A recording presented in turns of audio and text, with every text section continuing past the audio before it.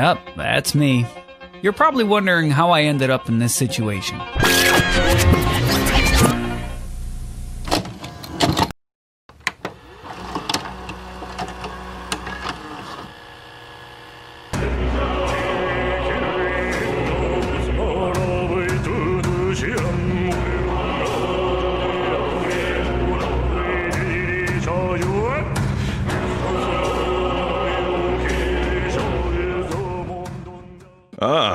You're back. Hello, and welcome back to my YouTube, where I tend to not do recordings and do edits of streams, so I feel very out of my element and a little weird because I'm like talking to no one. Normally there's people in chat that I can respond to, but it's just me and you now.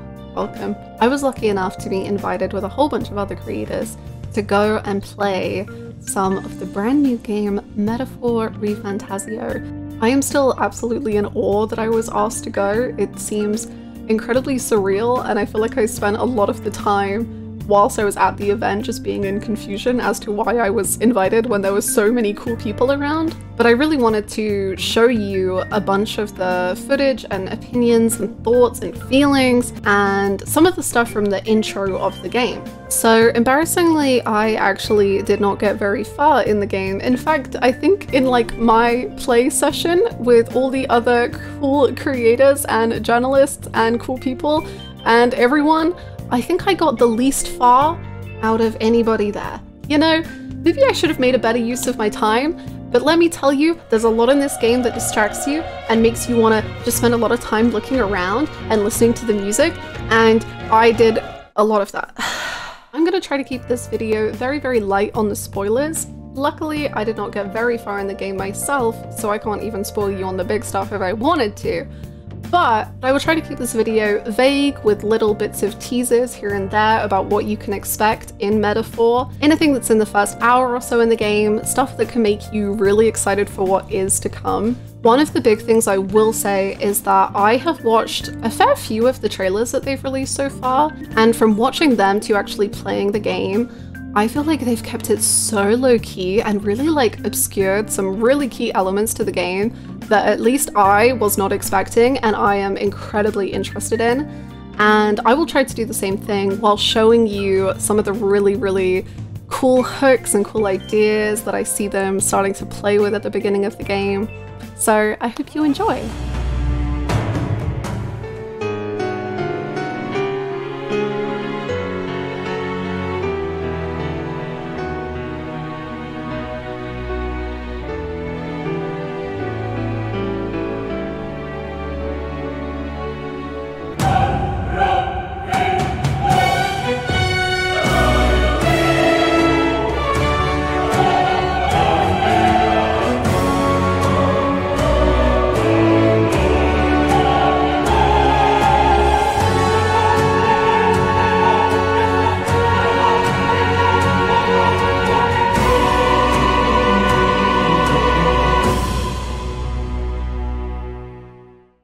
I feel like the intro kind of speaks for itself, and I don't really need to say much about just how powerful a start that is to this game. And that wasn't even all of the intro.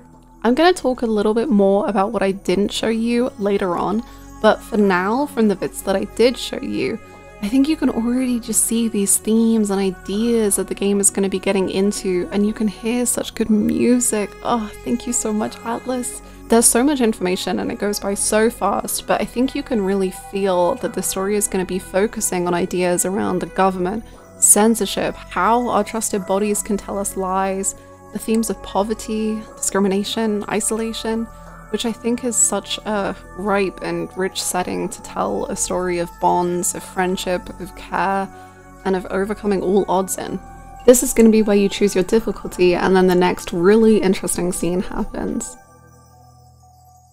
I might try hard mode. I might try hard too. I'll do it. Hard it is. We'll learn the hard way. Swear I paused this video. It's like me and Hannah will later on regret this. This went on to punish us for the next 2 hours. And it did. Who's there? I can feel you watching me from a place beyond my sight. Whoever you are, please tell me. Does our world pique your interest? Pardon my curiosity, but would you tell me your name? That is to say, tell me who you really are. The one who meets my eyes across a strange threshold. So this is where you're going to be choosing the first name of Metaphor. Yep, first. There's going to be two name choices you're going to make, and the first one is going to be the name of a guiding figure for the protagonist, and then the second one, in the usual Persona way, will be the name of the protagonist. I love getting so immersed into the worlds I'm playing in, and especially getting really into the mindset of a player character and really trying to analyze them and being every step of the way with them. But the idea of the player character being influenced by the player narratively with some sort of fourth wall break, that is so interesting, and there's so many ideas you can play within that. It's so neat. This is also where I admit to you what I named my guide. Yep, the one who would be guiding the protagonist, the person who I was asked who I really am, whose scheming man demanded I confess to be, and I named myself Anxiety. Yep, Anxiety. I wish it weren't so true. But speaking of anxiety, here's a guy who gives me far less than he should. Okay, maybe that's a lie, but I don't care. The anxiety intrigues me and I want to know more about it. Louis is definitely one of, I would say, like 3 big character pulls I got from the first chunk of playing the game. I'm not going to be giving away any of the things that he does in his first scene, but my god, he is moving and grooving and doing things and doing many... My goodness, yeah. Whilst you don't get to see as much of him as you do other characters, he certainly poses so many questions as to his motives and about the world in general. I'm very curious as to where his role is going to go in the story and as to how he's going to end up, especially in relation to the protagonist. I love him. I love Louis. Louis scares me. I want more of him as soon as I possibly can. He was the one that intrigued me the most from the trailers, and my god, is he intriguing me more and more every day.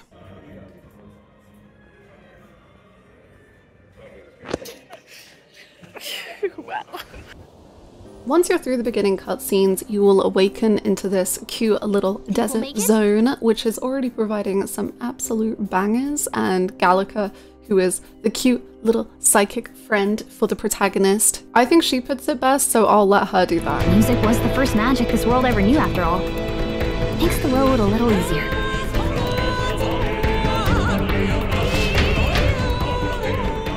Also, oh my god, look how cute little Gallica looks in the loading screen.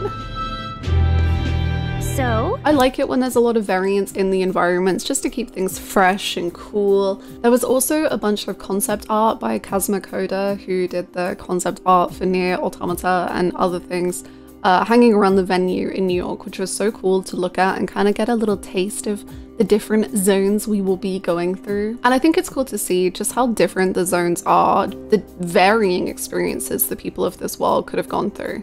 I'm not gonna lie to you, this is the biggest reason I did not get too far in my playtime. This city is absolutely teeming with life in every single corner and alleyway and little side road. There are so many conversations you can listen in on. There are so many people to talk to.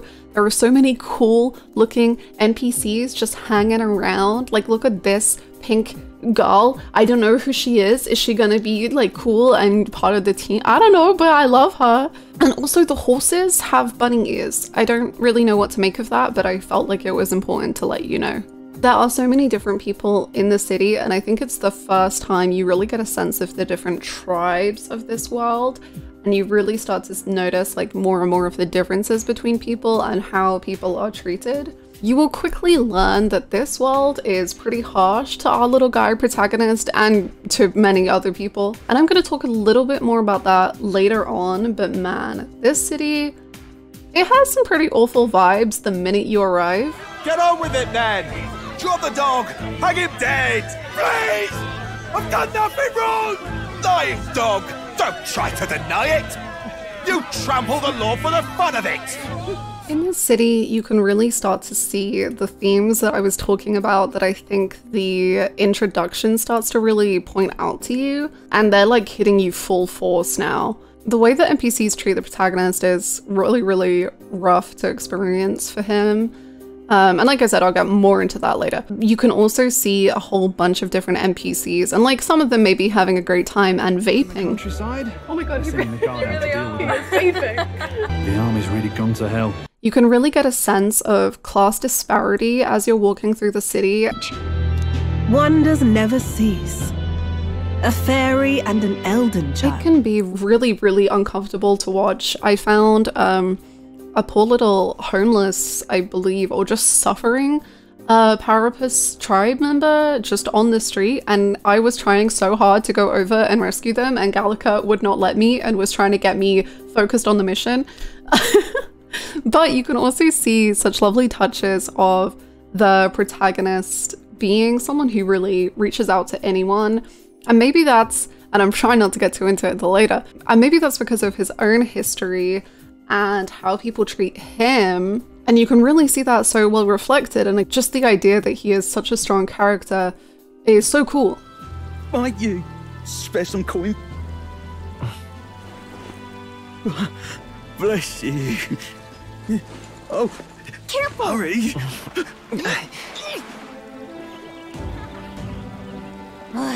Don't you have any street smarts?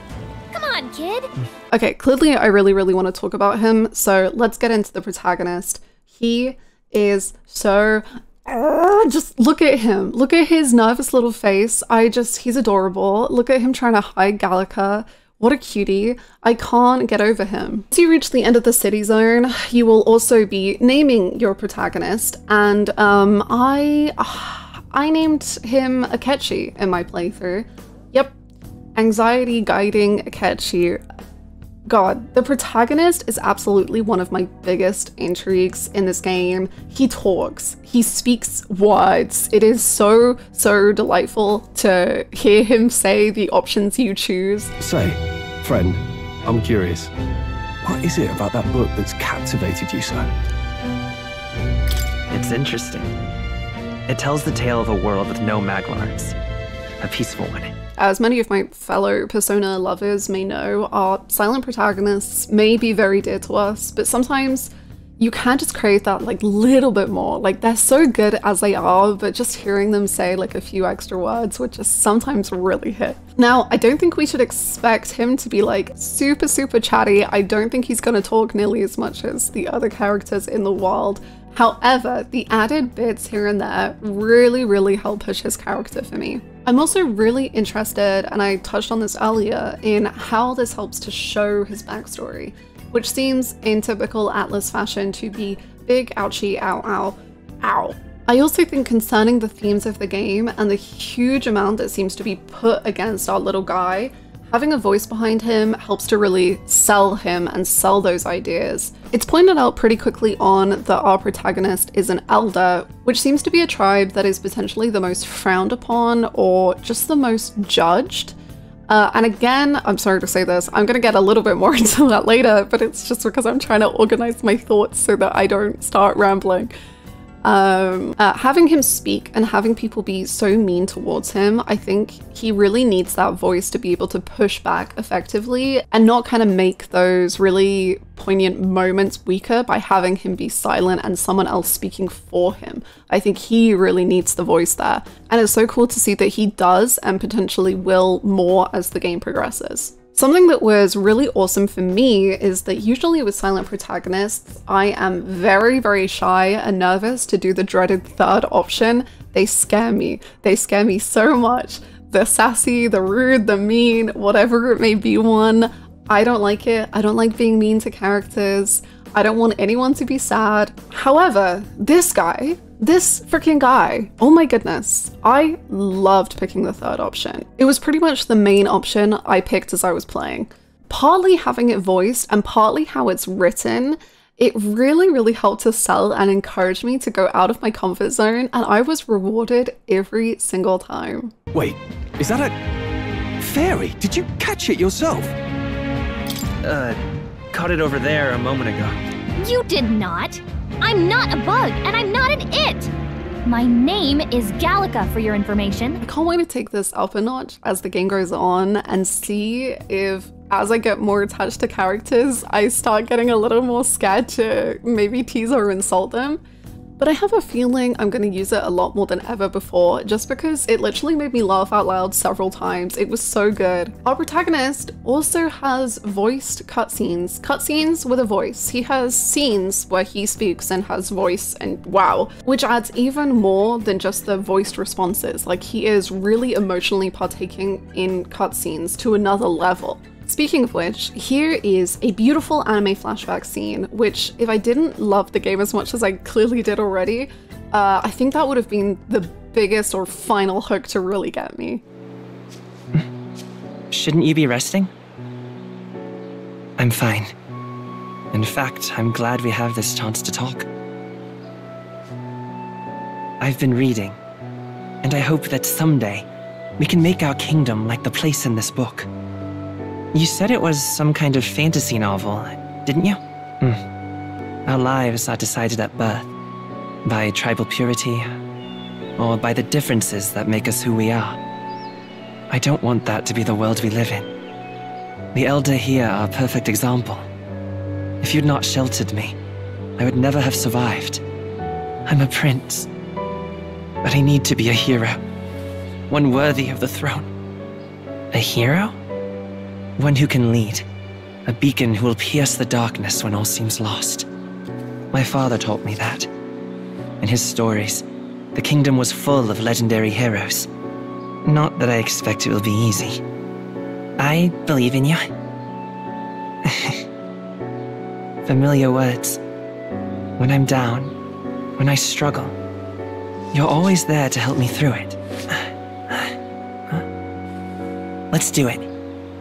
You'll be a hero. Trust me.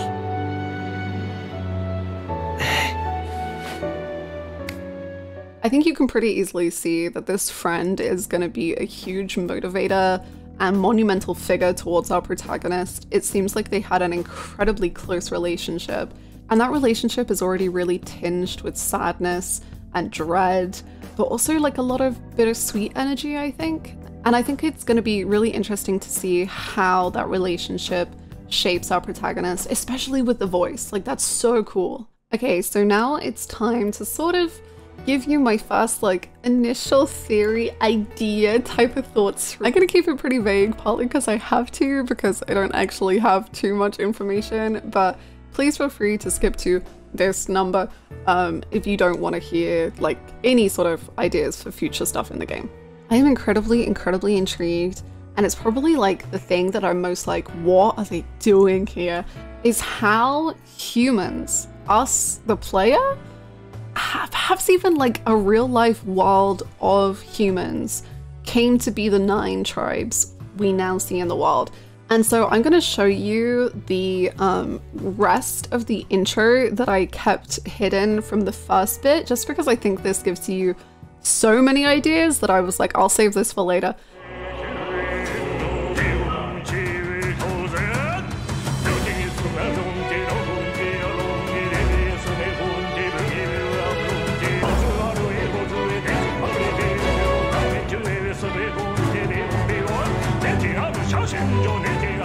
What we are seeing is not the same world that we are playing in. Like, they are different worlds. And then it's like wrapped up in this book. I have the book. I can show you the book. Here is the book. It is so cool. It is signed.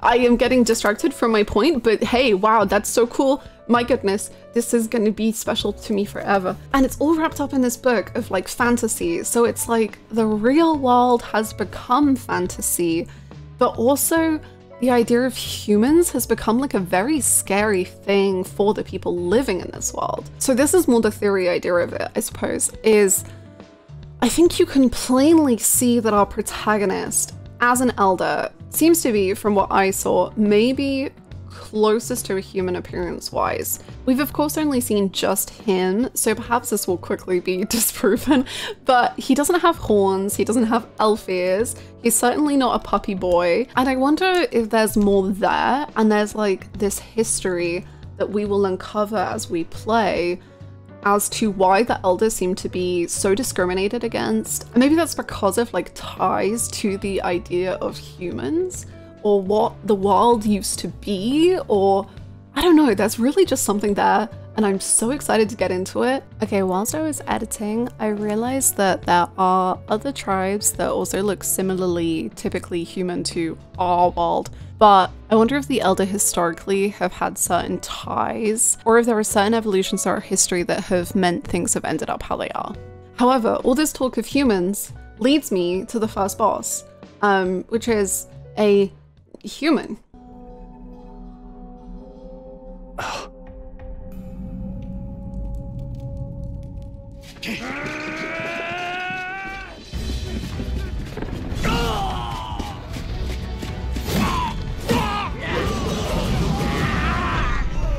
There it is. That's a human. Stand your ground! Charging! Pursue! So I just rambled about humans a whole bunch, but this is how they are first fully presented to us in the game, as these twisted creatures, these completely like hodgepodge of fantasy elements, these like otherworldly beings, which is why I think the bit of the intro that I just showed you with this city and the background for the protagonist guide name selection also really to me is modern day humans that we know, not this version of humans, which is why I really feel like there is something there is something more. I am going a little ham on this theory, but I'm sticking to it. The depictions of these humans were also greatly inspired by Bosch, whose name I have probably mispronounced. Hieronymus Bosch. I think it's so cool to see that inspiration, like I think it's really clear, and also the way that he used these like fantastic illustrations of religious concepts and narratives and really told stories is pretty neat, and I'm really excited to see how the humans that we come across will illustrate different points of the narrative and also play into the really key themes of fantasy. Like the title is ReFantazio, the book that is so vital to the plot is a fantasy book. There is just so much here and I'm so fascinated by it, and I keep saying it and I've said it so many times throughout this video, and I'm sorry that I do, but I am interested by just everything. For that abstract dominion we know as magic, you carry a certain fantasy novel, yes? It was my hand that penned it. You will also notice that fighting alongside me is another beautiful blonde-haired boy, and this game really is the game for blonde-haired boys, holy moly. This is the beautiful Stroll, who is your first companion in the story, and he is just such a delight. Again, I feel like I'm repeating words at this point, but I don't know enough adjectives to describe people in this game. I just love them all, man. The army's no place for velvet swaddled lordlings. Why are you here? Perhaps your noble family collapsed under its own weight. Is that it? Lineage seems a strange measure for a soldier's worth. I'm looking to enlist. Is that enough for you or not? There's clearly so much going on in his past, and there definitely seems to be a lot of things that are currently defining who he is, how he's acting. And whilst, of course, I didn't get to go deep into his story or anything, he is just such a charismatic person from the offset. And maybe that's because of his upbringing. Maybe that's because of the nobility and like who he has been raised to be. Or perhaps it's because he's trying so hard to find a new way in this world. Maybe he's really trying to become a new person. Maybe he's, I don't know, putting on like a mask or shielding himself behind this bravado. I don't know. I'm really, really interested. How many times have I said interested? To find out. Stroll also really matches the protagonist's personality in bringing him out, but also kind of making up for whenever the protag has to be more silent. He really brings something else to the scene just to make up for that like little silence, which really strikes a perfect balance. Sorry for making a scene. You all right? Thanks. You didn't have to do that. Just felt like stepping in. Don't worry about it. Well, see you around. Try not to die out there. I do wonder what his personality will be as the story moves past the opening stages. From what I saw, of course, he's still slightly more reserved. Like, I've only just met him. I can't expect him to be my best friend. But I do wonder if he is gonna fit in that like typical best friend role for the protagonist and join some of my favorite character types across Atlus games.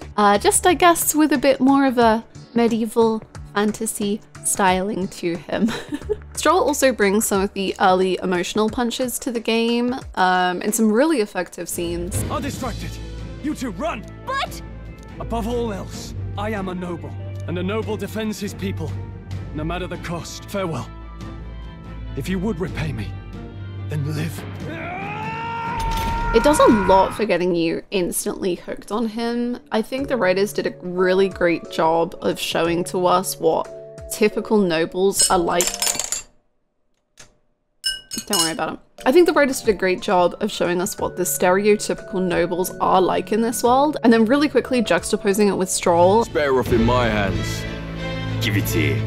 Rude force, crude insults. The world is yours for the taking. Care to say that again, boy? We all have our reasons to enlist. Now get back in line. There's truly so much packed into the first hour of Metaphor, it's kind of hard to believe. The UI is obviously just absolutely stunning.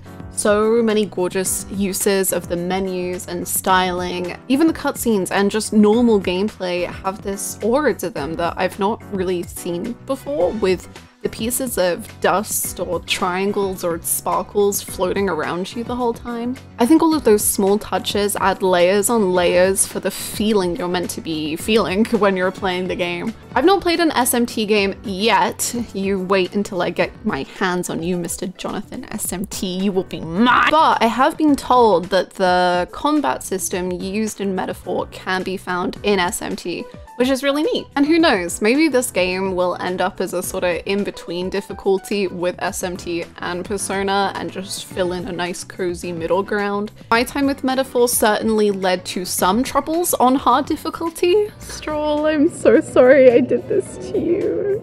His tummy hurts. But of course, I am not an SMT expert, so I'm sure you who are will absolutely smash it. There's also skill points, which I had no clue this was coming. Perhaps I completely missed it in the trailers, or I was too preoccupied staring at Louis. It's so different for me, and I even accidentally skipped over it the first time the menu popped up because I was just so bamboozled. I have no clue what I'm gonna put my skill points into, or if I'm gonna have to understand how to actually make builds. I don't know, but maybe I'll just put everything into luck or something and then just try my best. If this gets thrown at you and you really are just chucked right in the deep end with so many questions and thoughts running through your mind whilst you play the intro, and whilst you're trying to reckon with everything in your mind that is going on, right at the end of the first battle section, you will get the protagonist's awakening moment, which I won't show it all to you because you should see it for yourself for the first time in-game, and I did promise to keep you as unspoiled as possible, but I will show you just a few moments of it. Oh, fate-saddled child. Oh, anguished traveler. Now choose. I choose. Engrave thy very heart.